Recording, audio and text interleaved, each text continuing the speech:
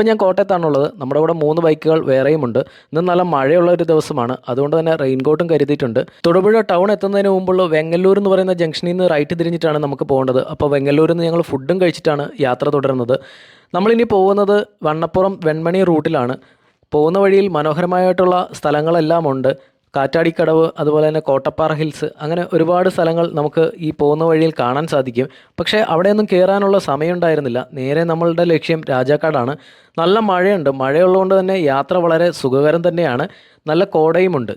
ഇപ്പോൾ നമ്മൾ നിൽക്കുന്നത് കള്ളിപ്പാറ വ്യൂ പോയിൻ്റ് അടുത്താണ്. ഇവിടെ നിന്നാൽ മനോഹരമായിട്ടുള്ള കാഴ്ചകൾ തന്നെയാണ് കാണാൻ സാധിക്കുന്നത്. വെള്ളക്കായ് ഹൈഡ്രോ ഇലക്ട്രിക് പ്രോജക്റ്റ് നമുക്ക് ഇവിടെ നിന്ന് കാണാൻ സാധിക്കും.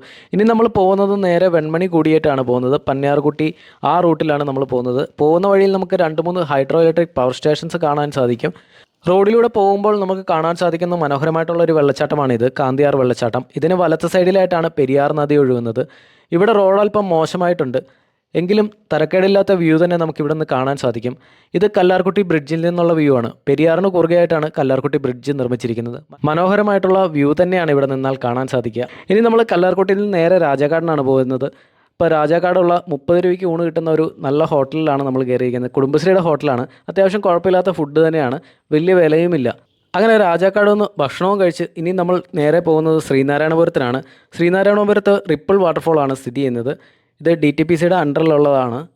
പോകുന്ന വഴിയിലെല്ലാം നിറയെ ജീപ്പുകളും കാറുകളും കൊണ്ട് നിറഞ്ഞിരിക്കുന്നു. ഇന്ന് അവധി ദിവസമായതിനാൽ നല്ല തിരക്കുണ്ട്. ഇവിടെ എത്തിയാൽ പാർക്കിംഗ് ഒരു പ്രശ്നം തന്നെയാണ്. കാരണം ഒരുപാട് ജീപ്പുകളും അതുപോലെ തന്നെ പ്രൈവറ്റ് കാറുകളും എല്ലാം ഉണ്ട്.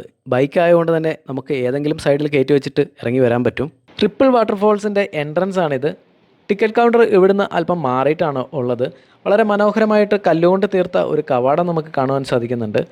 25 റുപ്പീസാണ് എൻട്രിക്ക് ഇവർ ഈടാക്കുന്നത്. 500 റുപ്പീസ് സിപ്പ് ലൈനും ചാർജ് ചെയ്യുന്നുണ്ട്. കപ്പിൾസ് ആയിട്ടുള്ളവർ പരസ്പരം കൈകോർത്ത് ഈ നദിക്ക് കുറുകെയുള്ള സിപ്പ് ലൈൻ നന്നായി ആസ്വദിക്കുന്നുണ്ട്.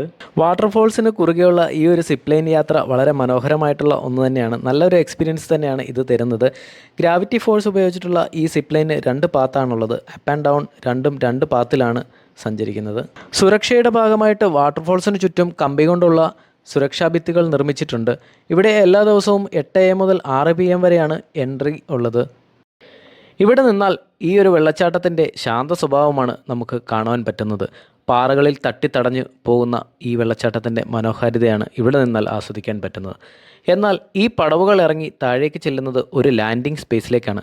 ഏതാനും കുറച്ച് ആളുകൾക്ക് ഇവിടെ നിന്ന് വെള്ളച്ചാട്ടത്തിൻ്റെ ഭംഗി ആസ്വദിക്കാൻ പറ്റുന്ന രീതിയിലാണ് ഈ ലാൻഡിംഗ് തീർത്തിരിക്കുന്നത്. മുഴുവനായും ഇരുമ്പ് കമ്പികളിലാണ് ഇത് നിർമ്മിച്ചിരിക്കുന്നത്. ഇവിടെ നിന്നാൽ കാണുന്നത് വെള്ളച്ചാട്ടത്തിൻ്റെ രൗദ്രഭാവമാണ്. മനോഹരമായിട്ടുള്ള കാഴ്ചയാണ് ഇവിടെ നിന്നാൽ കാണാൻ പറ്റുന്നത്.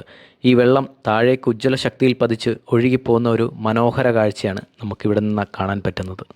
അങ്ങനെ വാട്ടർഫോളും കണ്ട് കുറച്ച് സമയം അവിടെ ചിലവാക്കി. ഇനി നമുക്ക് നേരെ വേഗം മൂന്നാർ കടക്കണം. എന്നിട്ട് വേണം മാങ്കുളത്തെത്താൻ. മാങ്കുളത്തെത്തുമ്പോൾ ഏകദേശം ഒരു 5:30 ആകുമ്പോൾ എത്തണം എന്നാണ് നമ്മൾ പ്ലാൻ ചെയ്തിരിക്കുന്നത്. പക്ഷേ നടക്കുമോയെന്നറിയില്ല. എന്തായാലും നല്ല മഴയ്ക്കുള്ള സാധ്യതയുണ്ട്. പോകുന്ന വഴിയിലെല്ലാം മഴയുണ്ട്. വീണ്ടും മഴ പെയ്യാൻ തുടങ്ങി. നല്ല കോടയും. എന്തായാലും ഈ കോട കൊണ്ടിട്ടുള്ള ഈ ഒരു യാത്ര വളരെ മനോഹരമാണ് കേട്ടോ. മഴയും കോടയും ഒക്കെ ആയിട്ട് പോകുമ്പോൾ നമുക്ക് അത് വലിയ ക്ഷീണവും തോന്നത്തില്ല. പ്രകൃതിയൊക്കെ അടിപൊളിയാണ്. അപ്പോൾ നമുക്ക് നല്ല കാഴ്ചകളും കണ്ട് സ്മൂത്തായിട്ട് അങ്ങോട്ട് പോകാം. അങ്ങനെ ഇനി കുറച്ച് സമയം കൂടെ ഉള്ളൂ മൂന്നാർ എടുക്കാനായിട്ട്. കാരണം മൂന്നാർ എടുക്കുമ്പോഴത്തേക്കുള്ള ഒരു സൈനാണ് ഇത്. റൈറ്റ് സൈഡിൽ കാണുന്ന ഈ പൈൻ ഫോറസ്റ്റൊക്കെ ഞാൻ എപ്പോഴും ഒരു ഐഡൻറ്റിഫിക്കേഷൻ മാർക്കായിട്ട് വെക്കാറുണ്ട്. കാരണം നമ്മളെപ്പോഴും മൂന്നാർ വരാറുണ്ട്, മിക്കവാറും മൂന്നാർ വരാറുണ്ട്. പക്ഷേ മൂന്നാർ വന്നാലും നമ്മൾ ഒട്ടും മടുക്കുകയില്ല കേട്ടോ. കാരണം ഇവിടുത്തെ കാഴ്ചകൾ അങ്ങനെയാണ്. മൂന്നാർ ഒരിക്കലും നമ്മളെ മടുപ്പിക്കില്ല. എപ്പോൾ വന്നാലും ഓരോരോ വെറൈറ്റി ആയിരിക്കും. കാരണം ക്ലൈമറ്റ് കൊണ്ടാണെങ്കിലും തണുപ്പുള്ള സമയങ്ങളിൽ നല്ല കോടയും മഞ്ഞും ഒക്കെ ആയിട്ടുള്ള നല്ലൊരു വൈബാണ്. അങ്ങനെ ഞങ്ങൾ മൂന്നാർ എത്തി. അത്യാവശ്യം ഒന്ന് കുറച്ച് നേരം റെസ്റ്റൊക്കെ ചെയ്തിട്ട് ഒരു ചോക്ലേറ്റ് കോഫിയൊക്കെ കുടിച്ച് ഫ്രഷപ്പായിട്ട് നേരെ ലക്ഷ്മി എസ്റ്റേറ്റ് പോവുകയാണ്. അങ്ങനെ ലക്ഷ്മി എസ്റ്റേറ്റ് പോകുന്ന വഴിക്കുള്ള ഒരു മനോഹരമായിട്ടുള്ള ഒരു കാഴ്ചയാണ്. മഴ പൊടിയുന്നുണ്ട്. റൈറ്റ് സൈഡിൽ നല്ല പച്ചപ്പോട് കൂടി നല്ല തേയിലത്തോട്ടങ്ങളും അതുപോലെ തന്നെ മരങ്ങളിലെല്ലാം പൂവൊക്കെ ആയിട്ടുള്ള നല്ല കാഴ്ച തന്നെ. ഇവിടെ ലക്ഷ്മി എസ്റ്റേറ്റിൻ്റെ ഒരു ബോർഡ് വെച്ചിട്ടുണ്ട്. മനോഹരമായിട്ടുള്ള കാഴ്ച ഇവിടുന്ന് തുടങ്ങുകയാണ്. ഈ ഒരു ഭാഗം എന്ന് പറയുന്നത് 2 സൈഡിലും വേലി തീർത്തിട്ടുള്ള ഒരു ചെറിയ റോഡ് ഇവിടെ നമുക്ക് കാണാം. നമ്മൾ ഈ പോകുന്ന റൂട്ടിൽ തന്നെയാണിത്. മനോഹരമായിട്ടുള്ള കാഴ്ച തന്നെയാണ്. ഇന്നിവിടെ ഒരുപാട് കോടയാണ്. ഒന്നും കാണാൻ പാടില്ലാത്ത രീതിയിലുള്ള കോടയാണ്. നിറയെ പച്ചപ്പാ കേട്ടോ. അല്ലാത്ത സമയത്ത് നല്ല കാഴ്ച തന്നെയാണ്. പിന്നെ ഇതിൻ്റെ സൈഡിലൂടെ അരുവികളും കാര്യങ്ങളും ഒക്കെ ഒഴുകുന്നുണ്ട്. ചെറിയൊരു റോഡ്. ഇതൊരു മനോഹര കാഴ്ച തന്നെയാണ് കേട്ടോ. ഇതൊരു സ്കൂളാണ്. അവിടെ കുറച്ച് കുട്ടികൾ കളിക്കുന്നുണ്ട്. പണ്ട് നമുക്കിവിടെയൊക്കെ ഇറങ്ങി നിന്ന് ഫോട്ടോയൊക്കെ എടുക്കാൻ പറ്റുന്ന ഒരു സാഹചര്യം ഉണ്ടായിരുന്നു. ഇപ്പോൾ പക്ഷേ ഇവിടെ മുള്ളുവേലി കൊണ്ട് ഇത് തിരിച്ചിരിക്കുകയാണ്. നമുക്ക് കയറാനൊന്നും പറ്റത്തില്ല. സ്കൂളിൻ്റെ ഫ്രണ്ടിലൂടെ ഒരു വഴിയുണ്ട്. പക്ഷേ നമുക്ക് ടൈമില്ലാത്തതുകൊണ്ട് നമ്മളിപ്പോൾ അങ്ങോട്ടൊന്നും പ്രവേശിക്കുന്നില്ല. ടീ ഫാക്ടറിയാണിത്. ലക്ഷ്മി എസ്റ്റേറ്റിൻ്റെ ടീ ഫാക്ടറിയാണ്. അവിടെ ഇപ്പോഴും പ്രൊഡക്ഷനും കാര്യങ്ങളൊക്കെ നടക്കുന്നുണ്ട്. അപ്പോൾ പോകുന്ന വഴിയിൽ ലക്ഷ്മി എസ്റ്റേറ്റിൻ്റെ ഒരു ബോർഡൊക്കെ കണ്ടു. ഈ ഒരു ടേണിങ്ങിൻ്റെ അവിടെ നമ്മൾ നിർത്തി കുറച്ച് നേരം ഒന്ന് റിലാക്സ്ഡ് ആയി. ലക്ഷ്മി എസ്റ്റേറ്റ് പ്ലാൻ ചെയ്തത് 6 മാർച്ച് 1991 ഇത് ഇനാഗുറേറ്റ് ചെയ്തത് ആർ.എൻ. ഡീഗോൺ എന്ന് പറയുന്ന ഒരു ബ്രിട്ടീഷുകാരനാണ്. മാനേജിങ് ഡയറക്ടറായിരുന്നു അദ്ദേഹം. ടാറ്റ ടീ ലിമിറ്റഡിൻ്റെ അണ്ടറിലാണ് ഈ ഒരു ലക്ഷ്മി എസ്റ്റേറ്റ് സ്ഥിതി ചെയ്യുന്നത്. കുറേ മുമ്പ് വരെ ഇവിടെ കോടയായിരുന്നു. പക്ഷേ എന്നാൽ ഇപ്പോൾ കോടയെല്ലാം മാറി.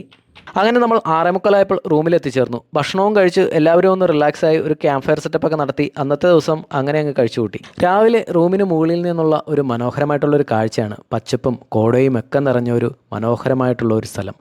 ഇതിൻ്റെ അടുത്തതായിട്ട് തന്നെ ആർത്തിരമ്പുന്ന ഒരു വലിയ വെള്ളച്ചാട്ടവുമുണ്ട്. റൂമിനോട് സമീപത്തായിട്ടാണ് ഈ വെള്ളച്ചാട്ടം സ്ഥിതി ചെയ്യുന്നത്. ചെറിയ അരുവിയായിട്ട് ഈ വെള്ളച്ചാട്ടം ഇങ്ങനെ ഒഴുകി താഴേക്ക് പോകുന്നു. രാവിലെ 9 മണിയായപ്പോൾ എല്ലാവരും ബ്രേക്ക്ഫാസ്റ്റ് കഴിച്ച് റെഡിയായി. സഫാരി ജീപ്പും റെഡി. നമ്മൾ രാവിലെ പോകുന്നത് പെരുമ്പംകുത്ത് വെള്ളച്ചാട്ടം കാണുവാനായിട്ടാണ്. മനോഹരമായിട്ടുള്ള ഒരു വെള്ളച്ചാട്ടമാണ് പെരുമ്പംകുത്ത് വെള്ളച്ചാട്ടം. ഇവിടെ ഒരു അപകട സാധ്യത മുന്നറിയിപ്പ് ബോർഡും വെച്ചിട്ടുണ്ട്. 10 രൂപയാണ് ഇവിടുത്തെ പ്രവേശന ഫീസ്. വേലി തീർത്ത ഗാലറിയിൽ നിന്ന് വേണം വെള്ളച്ചാട്ടം ആസ്വദിക്കാൻ. കാരണം അതിശക്തമായിട്ടുള്ള ഒരു വെള്ളച്ചാട്ടമായതുകൊണ്ട് തന്നെ ഇവിടെ അപകട സാധ്യതയും കൂടുതലാണ്. മനോഹരമായിട്ടുള്ള വെള്ളച്ചാട്ടത്തിൻ്റെ ഏറ്റവും ടോപ്പിലായിട്ടാണ് ഈ വേലി തീർത്തിരിക്കുന്നത്. ഇവിടെ നിന്ന് കഴിഞ്ഞാൽ നല്ല മഴ നനയാതെ നമുക്ക് വെള്ളച്ചാട്ടം ആസ്വദിക്കാൻ സാധിക്കും. ഇവിടെ ടിക്കറ്റ് കൗണ്ടറിൽ ക്യാഷ് തന്നെ കൊടുക്കേണ്ടി വരും. ഇവിടെ ജിപേയോ ഒന്നും വർക്കാവത്തില്ല. പിന്നെ ഇതിന് സമീപത്തായിട്ട് 2 ചെറിയ കടകൾ മാത്രമാണുള്ളത്. അടുത്തായി നമ്മൾ പോകുന്നത് 6 മൈലിലുള്ള തൂക്കുപാലം കാണുവാനാണ്. ഈ തൂക്കുപാലം പൂർണ്ണമായും നിർമ്മിച്ചിരിക്കുന്നത് ഇരുമ്പിലാണ്. മുമ്പുണ്ടായിരുന്ന തൂക്കുപാലം തടിയും കമ്പികളും ഉപയോഗിച്ചായിരുന്നു നിർമ്മിച്ചിരുന്നത്.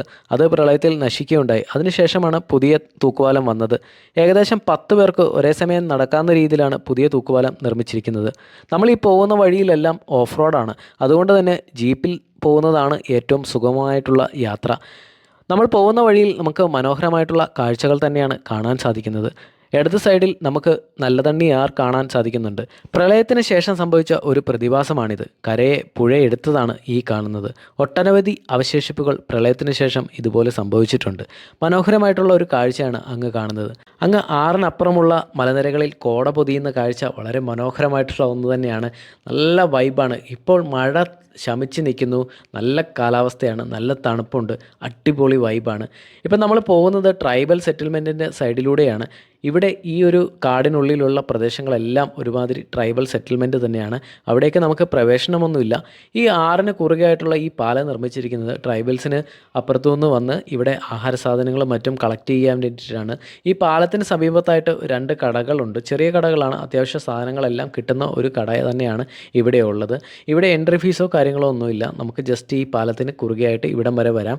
അത് കഴിഞ്ഞ് നമുക്ക് തിരിച്ചു പോകാം. ഈ ആറിൽ നിറയെ പാറകളാണുള്ളത്. വെള്ളം ഇങ്ങനെ കുത്തി ഒലിച്ചു പോകുന്ന കാഴ്ച നമുക്ക് കാണാം. നല്ല തെളിനീര് പോലത്തെ വെള്ളമാണ് ഇവിടെയുള്ളത്. അങ്ങനെ ഞങ്ങൾ തൂക്കുപാലം എല്ലാം കണ്ട് അത്യാവശ്യം ഫോട്ടോയും ഒക്കെ എടുത്ത് തിരിച്ചുള്ള യാത്രയിലാണ്. അപ്പോൾ നെക്സ്റ്റ് വീഡിയോയിൽ കാണാം. Bye bye.